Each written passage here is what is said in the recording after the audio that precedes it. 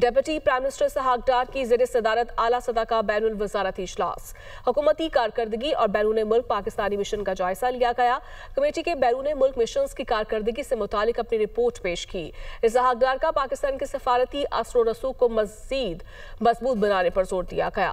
بیرون ملک مشنز کی کارکردگی کو قومی اسٹریٹجک اہداف سے ہم آہنگ کرنے کی ہدایات جاری کی گئی ہیں۔ وزارتوں اور محکموں کے درمیان بہترین آہنگی اور اشتراک عمل کی ضرورت پر زور دیا گیا۔ Deputy prime minister Ishaq Dar کی زیر صدارت اعلیٰ سطح کا بین الوزارتی اجلاس، حکومتی کارکردگی اور بیرون ملک پاکستانی مشن کا جائزہ لیا گیا۔ کمیٹی کے بیرون ملک مشنز کی کارکردگی سے متعلق اپنی رپورٹ پیش کی۔ اسحاق ڈار کا پاکستان کے سفارتی اثر و رسوخ کو مزید مضبوط بنانے پر زور دیا گیا۔